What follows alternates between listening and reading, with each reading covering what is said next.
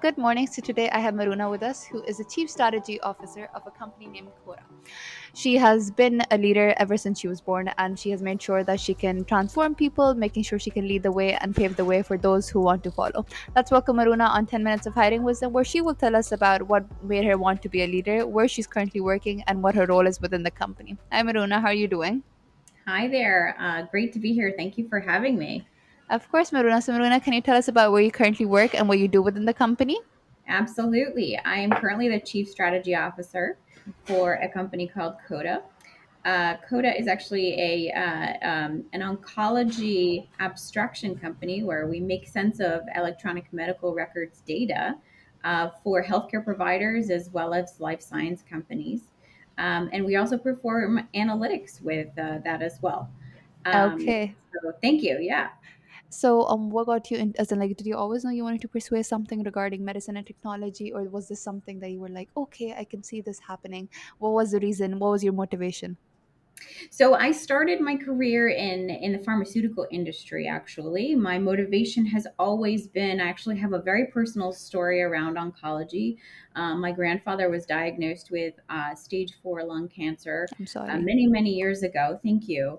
And so I have always wanted to do something in this space and help others as the pharmaceutical industry helped me because my grandfather entered a clinical trial and it saved his life. He actually just passed away at a very old age, and we were so lucky to have had him for so long. So that was my primary passion and my concern, and one of the things I wanted to do, and one of the reasons I got into the industry myself.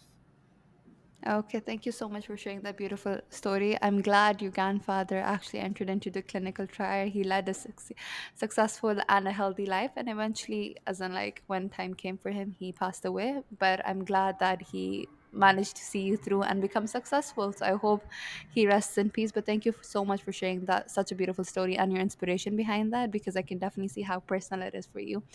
So thank you again. And Miruna, specifically when it comes to chief strategy officer, like what can you maybe elaborate on your day-to-day routine? Like what do you do within the company? Absolutely. So, a lot of my role is really working with clients and understanding their needs and understanding what types of big ideas and innovations are they looking to a company like Coda to do. And so, I work with them to put together their needs, their strategic intent for the future, and then I bring that back to the company. And what I do is I essentially work with the C suite and our board of directors to not only go after potential funding, potential partnerships to make these innovations a reality, but also to really put together a tactical plan for the company in this year as well and into the future. Okay, well, I'm definitely sure that leading a team isn't easy, but you managed to make it seem really effortless the way you're describing it and everything. But then again, I think it just has to do more with you and the way you work. So thank you for sharing that. And Miruna, I'd like to hear regarding what inspires you, like what inspires you to work hard every day. Just curious. So, one of my passions and one of the things that I absolutely love about every role that I've had is as a leader is people. People truly motivate me. So, I love developing people. I love working with people as a mentor, as a sponsor as well, and truly understanding their motivations and desires within their career, within their personal life, and how to really make that. Whole journey holistic for them.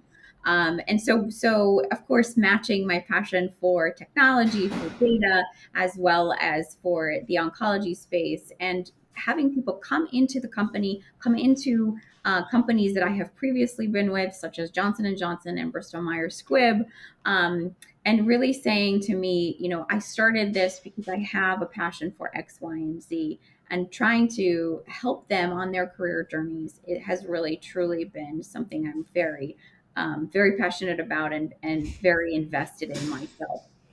I'm sure a lot of people would be grateful to have you as a part of the journey, because I can see how people centric you are and you want to give back. So it's definitely good seeing people out there who are actually still wanting to give back and make a difference. And you're definitely one of them.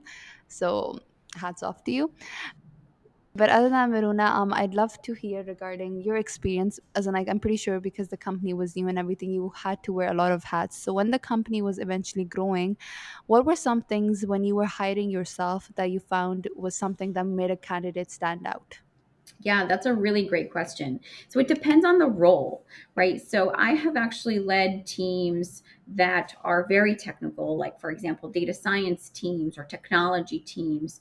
And a lot of times I tell folks in that role, you have to have the skill set. You have to have that data science background. You have to have mathematics and statistics as a background in order to even be considered as a candidate. But there's a secondary role, and I think or the secondary sort of things that you have to also have when you're applying for any position. So in data science, you have to have the skill set. I've also led project management teams. I have also led alliance and business development teams as well. A lot of times, yes, you have to have a skill set for those roles, but you also have to have some soft skills. So how you present yourself, how you speak to other people, how you are working in a team setting. These are all really important things that are just a part of a corporate environment. And you need to have, in addition to that skill set that you're bringing to the table, that might make you a great candidate for a technical role. Or any role that you have where you have to have some experience doing a job in order to sort of get into the business. Okay, and like I've seen that usually when people are applying for jobs, the job description has ton of plenty things, but seems like, okay, I don't have all of these things. So how do you assess a candidate that does not have all the 10 out of 10 things that you're looking for, compared to a candidate that might have 10 out of 10 things and he might not be selected? So I'm just curious regarding how do you analyze and assess a I candidate? love that question. That is a phenomenal question that not a whole lot of people ask. So it there's always an interview process. But before the interview process, the resume has to be looked at. And so the first, remember that your face is your resume first. So your resume has to be spick and span. It has to have, words that also appear in the job description. It has to look good. It has to essentially be a marketing profile for you. So that's number one, because that is how the resume gets selected out of a large set of resumes. But secondarily, say you've made it to the interview stage, right? Say that you've made it to the interview stage and you don't have all of the things on that requisition. That's okay. In fact, a lot of people don't. I typically see candidates who have about 50% of all of the things on there. And it depends on the hiring manager. So the first thing that I look for is fit, personality, fit for the team.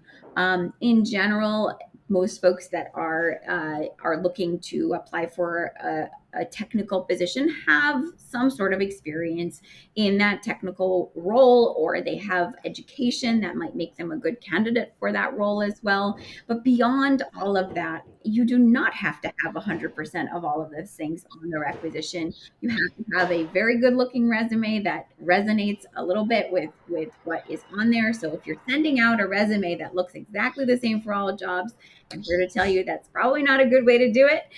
Um, because the first screen is likely a computer program. So that's first and foremost. And the second one is fit for the role. So show up at your best. Wear, professional clothes. Make sure that you have answers to some of the questions that you think might be asked of you. Perhaps practice with someone. These are all things where on that day you've got to put your fate first, and best face forward. And you can do that without having all of the things that are maybe on the requisition. Okay, well, you heard it from Miruna, who is the chief strategy officer of the company called COTA. She definitely knows her way in and out of the company and how to make you successful. So you might definitely want to try these things out. And the last question would be, Miruna, whether your company is hiring or not, and what kind of positions are open. Absolutely. My company is hiring. We are typically always have something open. There are technology roles open, so abstraction roles open, project management roles open as well. So please take a look. I will also put in a plug for companies I've worked for before. Johnson and Johnson, Bristol Myers Squibb also have many, many roles that are open. So I hope that you check those out as well. Okay, well, thank you so much for coming on the show, Miruna. I can definitely say, even though I don't know your grandfather, he must be really proud of how far you come because you are definitely a leader, and I'm pretty sure you will lead this company to further success. It was an absolute pleasure having you as a guest and learning so Thank much you about so you. much. It's such a pleasure to be here.